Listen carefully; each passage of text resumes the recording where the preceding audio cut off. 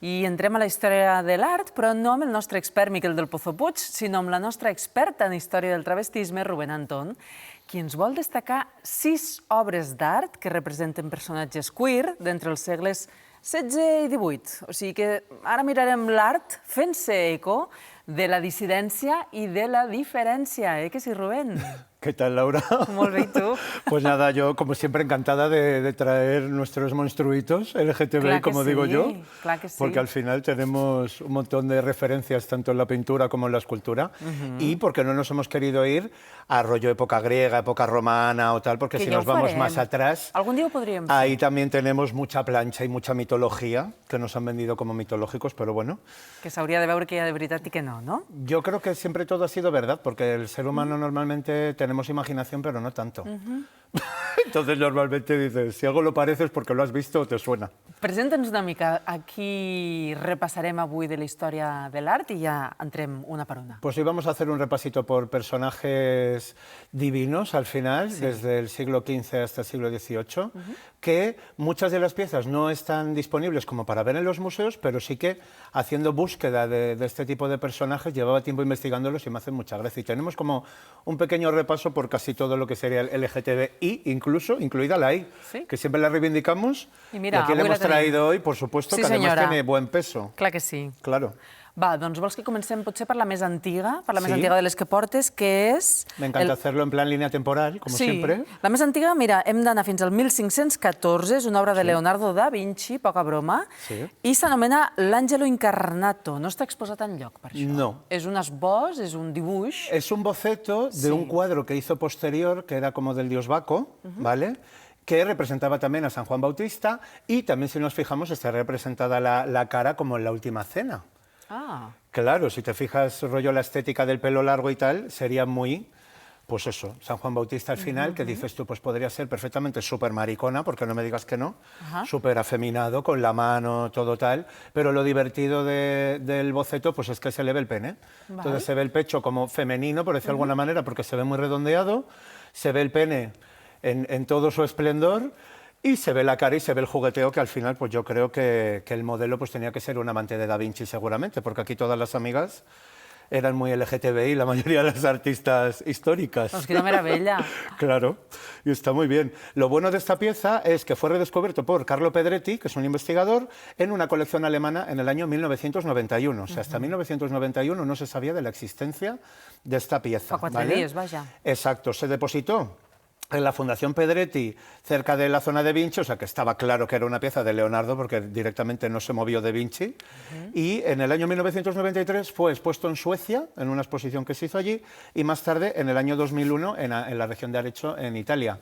Lo que significa que es una pieza bastante desconocida, pero se han publicado varios libros al respecto, y es una temática como muy interesante. Si a alguien le interesa, yo creo que lo puede cotillar por internet, porque hay mucha chicha de dónde sacar por todo, porque dice, siendo Leonardo da Vinci representando un personaje religioso al final, porque no deja de ser un santo, y con todos estos atributos, ¿no? Y toda esta, ¿cómo lo diríamos? Pues como, expressió. Sí, ¿no? Al final, pues como lo mejor de los dos mundos, ¿no? Como hablamos siempre. Clar. Fem una cosa, passem de l'Angelo Incarnato a uns personatges espanyols Por supuesto. que tenen un vincle amb la Bella i la Bèstia. Sí, es así de fuerte. Explica'ns una mica de qui estem parlant. Estamos hablando de una familia de Tenerife, ¿vale? Principalmente de Pedro González, que la historia lo ha dejado registrado como Pietro Gonsalvus, porque bueno, tenía un tipo de enfermedad y una variación genética en el que le salía pelo por todo el cuerpo, por eso lo llamaban como salvaje gentilhombre. Era el seu malnom, el salvaje gentilhombre. El salvaje gentilhombre, porque claro, al final dices, es que te aparece de repente un señor todo lleno de pelo a lo Chihuahua, porque este era ese look, y realmente, por eso te digo que ni Steven Spielberg se inventó nada. Que Chihuahua Mira, ya existía. Aquí el tenim, Aquí el Chihuahua tenim. ya existía de antes, exacto. Sí. Y lo más divertido fue, claro, a mí me parece la maravilla de este cuadro que estamos hablando, que es una de sus hijas, ¿vale? Que va heretar la condició. Exacto, porque 2 de sus hijos lo heredaron, tanto Catalina como Antonieta, esta es Antonieta Gonsalvus, y luego su hija Catalina también. Entonces es muy divertido cuando analizas la historia de estos personajes y como su influencia, ¿no? Dentro de la Europa de aquellos años, porque al final estamos hablando que es de finales del siglo XV, que dices poca broma, Sí. ¿vale? Y el padre, Pietro Gonsalvus, fue un aristócrata de Tenerife, apadrinado por Enrique II en Francia, fue educado en Francia y la enfermedad se llamaba hipertricosis lanuginosa de lana, deduzco, congénita. Al final es como la primera persona como que se ha determinado que esta enfermedad fue la primera persona que la tuvo, por decirlo de alguna manera, Sí. o sea que no se sabía antes de su existencia, pareciendo un hombre lobo totalmente, y sus dos hijas pues son herederas de esto mismo, y claro, no deja de ser que lo ves y dices, qué fuerte, y lo más fuerte, que no se distingue bien lo que pone ahí en ese papel, pues es un poco como que es que la hija es como propiedad de su padre, un poco como entendiendo dentro de ese circo que podía ser, cuando hemos hablado siempre de personajes disidentes, Sí. pues como que tenía un dueño y como que era de su padre, un poco como un poco Guau. machista todo, Guau. pero muy interesante. Y volvemos a lo mismo. Sí. ¿Qué personaje de la historia del arte se puede representar así? Porque dices, es que, a ver, pues el Museo de los Horrores, ¿no? Como hemos hablado también muchas veces, o el Circo de los Horrores, Val a que dir para mí el- me parecen lo más. El retrat de la filla d'Antonieta Sí. està al Museu du Château, a Blois, França, Exacto. i el del pare al Museu de Viena. En Viena, sí. Lo más divertido es que también hay otras pinturas y algunas ilustraciones de la pareja, que se lo ve a él, pues eso, como muy tipo La Bella y la Bestia, porque ella era muy, muy francesa y muy elegante, y él era en plan rollo chihuahua monstruito peludo, claro, pero luego también hay otras ilustraciones en las que se le ve solamente con la barba y como que el resto del cuerpo lo llevaba afeitado, depilado, como para integrarse un poco, porque al final estamos hablando del siglo XV, que de repente te aparezca semejante personaje, te entre por la puerta con sus dos hijas, Claro. flipas, ¿sabes? Totalmente, Una familia totalmente. que tenían 4 o 5 niños, además. Imagina. Entonces dices, 3 o 4 sin pelo y 3 o 4 lobitos. Guau. Es muy, muy guay. Y se habla de eso como que inspiró el cuento de La Bella y De la La Bella y la Bestia. Bestia. Y tendría todo el sentido porque realmente yo lo veo bello, más esto, bello con B y con sí, V. sí, sí, Claro. amb totes dos. Exacto. Passem ara a una escultura, a Ahà. diverses escultures, perquè Sí. és una representació d'un personatge mitològic grec, que és l'Hermafrodito. Sí, vale. Ara te ens lo explicaràs compro. una mica més. Vale. Ara ens explicaràs una mica més. Que era doncs, això, un personatge mitològic grec que tenia genitals tant femenins com masculins i una de les representacions Sí. està al Museu del Prado. Però n'hi ha més. Sí.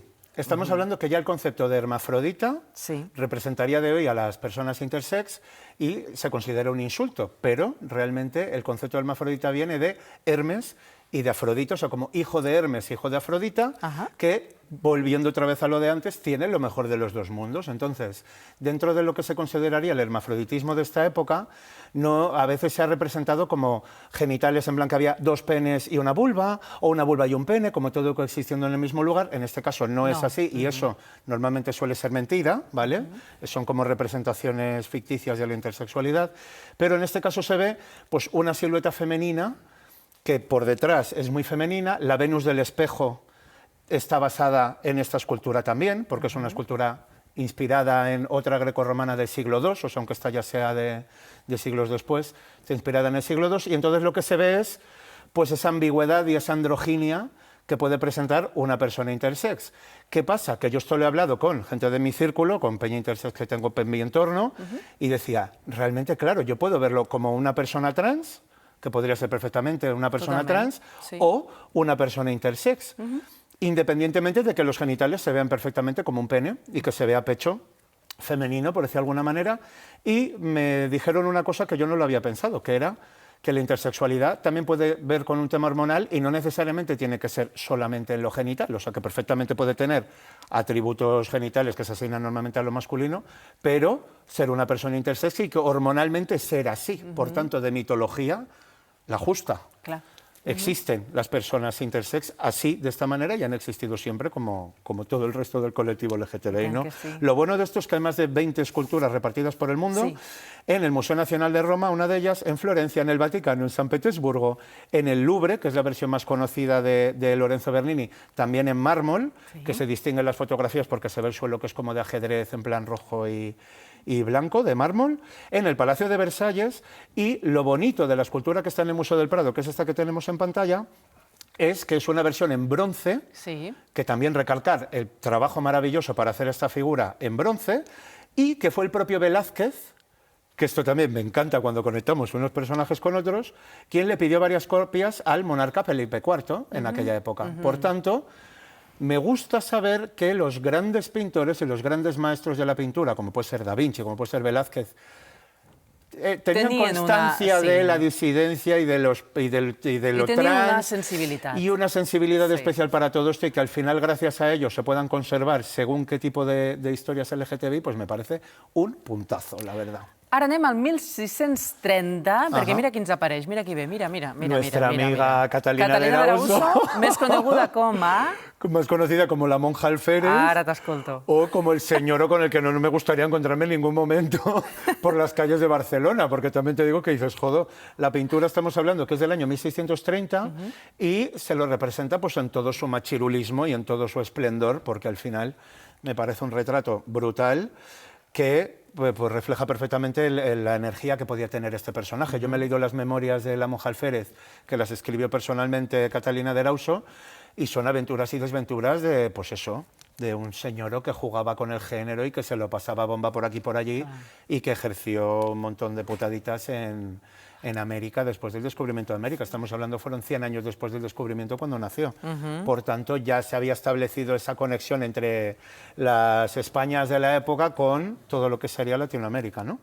I ara parlem d'una coetània de la monja Alférez, que val a dir, veritat, que és un referent, la monja Alférez, transmasculí. Sí, exacto. Perquè va ser de les primeres, si no la... Durante tiempo, de repente, también fue un referente boyero, fíjate. Fixa't. Porque era como en plan de esa mujer empoderada y tal, pues es tan empoderada que te conviertas en un señor, pues de la marinera. Sí. Magdalena Ventura, una coetània de la Magdalena monja Ventura. Alférez. De fet, es porten un any, el retrat que hem vist abans Sí, i el que veiem ara... tienen un año de diferencia. Ara és Sí. 1631, on anem. Totalmente. Què ens expliques? De entrada, con Magdalena Ventura me siento como bastante identificada, porque de repente... És que és bastant Rubén Ventura. La primera vez que vi el cuadro Magdalena Antón. dije, ¿perdona? ¿Sabes? Era como no entendía nada, lo entendía todo, pero realmente miraba en los ojos y digo, qué fuerte, es que puedo ser perfectamente yo en un futuro, pero bueno, por no decir en un presente. Vamos a dejarlo ahí. Ara hem fet un parecido razonable. Ja ho veuràs. Quan miris el programa gravat ja et veuràs. Ya lo veremos, ¿no? Separades al nacer. Bueno, va, què ens expliques? Al final, lo divertido de esta pintura, pues es eso, es que es, la pintura se titula La mujer barbuda, que dices, obviamente, cuando hablábamos del circo de los horrores, sí soy, y sí somos, porque muchas, si no se afeitaran, también tendrían barba, y veo muchas mujeres barbudas, me encantaría que hubiera más. Y esta es Magdalena Ventura con su marido, que es una pintura de José de Rivera, del Españoleto, que la tenemos en la colección del Duque de Medinaceli y se conserva en el Museo del Prado, ¿vale? En calidad de depósito. Muchas piezas se conservan en museos no están exposades a la que vista. no están expuestas, pero según qué momentos de exposiciones o cosas sí que las pueden llevar por ahí de viaje y al final se depositan en sitios para su mejor conservación. Hi ha una inscripció lateral. En la inscripción lateral que que se puede leer el gran milagro de la naturaleza, ¿vale? Y nos da detalles sobre la historia de la mujer representada, ya que posa a la edad de 52 años junto a su marido y el menor de sus 3 hijos. Por tanto, estamos hablando que puede perfectamente coexistir esta imagen de señor con barba y ser perfectament fèrtil i poder tener 3 hijos biológicos. Sí, és que a més l'està alletant, a la criatura. Exacto, es que estamos hablando del 1631, o sea, que tiene tela marinera. Sí. Lo interesante de Magdalena es que se mudó a Nápoles después de que a los 37 años le comenzara a crecer la barba, o sea, por un tema de cambio de hormonal, subidón de testosterona, le empezó a salir barba, junto a otros síntomas de masculinización como la calvicie, que también le pasó, y le cambió la voz a la voz más grave. Aquí estamos hablando que, ¿te acuerdas cuando hablábamos de las cirugías? La testosterona, por ejemplo, cuando modifica la voz, ya no hay marcha atrás, sí. ¿Vale? Entonces es muy interesante ver cómo, incluso ya muy masculinizada, pudo tener a su 3er hijo, ¿vale? Y este cuadro fue pintado al natural en el Palacio de Nápoles por encargo de Fernando Afán de Rivera, que era el duque de Alcalá y virrey de Nápoles también. Así que es un sueño, porque dices pintado al natural, por eso tiene el gesto que tiene, porque realmente es que yo la miro a los ojos y es que flipo. És que no, sí, me quedo loca. Vinga, ara anem al segle XVIII per parlar d'una o un o uni espia de la cort francesa. Mira, lo del caballero de On es que es tela marinera. Claro, primero estamos hablando que ha dejado un rastro en la historia porque sigue habiendo herederos de la familia que han publicado rollo en el National Geographic, en un montón, en la BBC, en un montón de publicaciones han hablado de la historia del personaje. Aquí en un primer momento vendió como que había nacido mujer y que socializaba como hombre, ¿vale? Entonces, que socializaba como hombre por un tema de herencia de la familia y demás. Entonces, desde el principio, como se veía como esa feminidad y tal, era como, bueno, socializa como hombre porque ha decidido en un momento de su historia vivir como un hombre, vale, pero todo el mundo pensaba que había nacido con vagina y que socializaba y que vivía como un hombre. Pasaron los años, participó, bueno, Voltaire, me encanta la cuota de Voltaire que decía, descubría al hombre más brillante del siglo, hablando del caballero de On, que dices, el propio Voltaire, que estamos hablando de seres inteligentes de aquella época. Entonces, bueno, tuvo un cargo ministerial, fue enviado como diplomático a negociar con la emperatriz Isabel I de Rusia, para promover una guerra con el Reino Unido y demás. Después de la Guerra de los 7 años viajó a Londres para negociar un tratado de paz con Inglaterra y viajó como embajador temporal de Francia, ¿vale? En aquellos años. Como mujer, ¿vale? Consiguió que lo reconocieran con una pensión. El tribunal francés le dio una pensión como vitalicia, pues era una mujer como de la corte, por decir de alguna manera. Entonces, estuvo como toda su vida como cambiando, exacto, consiguió que le respetaran, que pudiera llevar el uniforme militar y demás, después de haber servido a la corte como espía y demás. Cuenta la leyenda que se presentó en Versalles en un homenaje a Luis XVI, vestido con traje de María Antonieta, me hubiera encantado estar en esa fiesta, sin afeitar y con las botas puestas, o sea, vacilando a todo el mundo, porque es el punto. También se ponía la ropa de mujer y la medalla de San Luis, que era una medalla al honor, que normalmente es como de un cargo militar y de un cargo masculino. Por tanto, siempre jugaba con lo masculino y lo femenino. Exacto. Tras años de exilio en Francia, volvió a Inglaterra, ¿vale? Y en el momento en el que se desvinculó ya como de la realeza y después de la Revolución Francesa perdió esa paguita que le estaban dando como señora de la corte, ¿vale?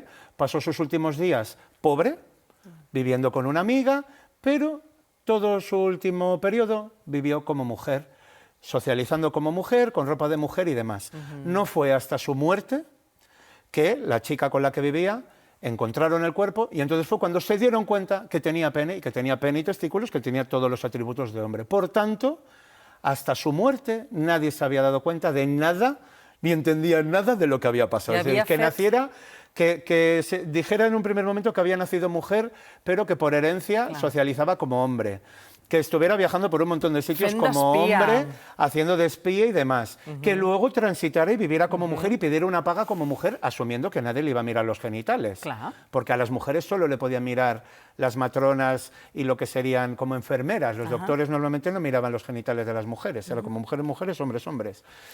Un giro súper pintoresco en la història, que al final era al revés de com s'havien pensat, i me parece una fantasia total. Escolta, moltíssimes gràcies, Rubén, per esta repassada per la història de l'art a través de la dissidència, que també ens fa veure i entendre que la dissidència no es una moda pasajera y no es tan moderna como ens podem imaginar. No, yo siempre digo lo mismo, que no somos modernas, que somos más antiguas. Aquí tenemos la prueba. Totalmente. Tengo un clon hace 300 años, 400 años.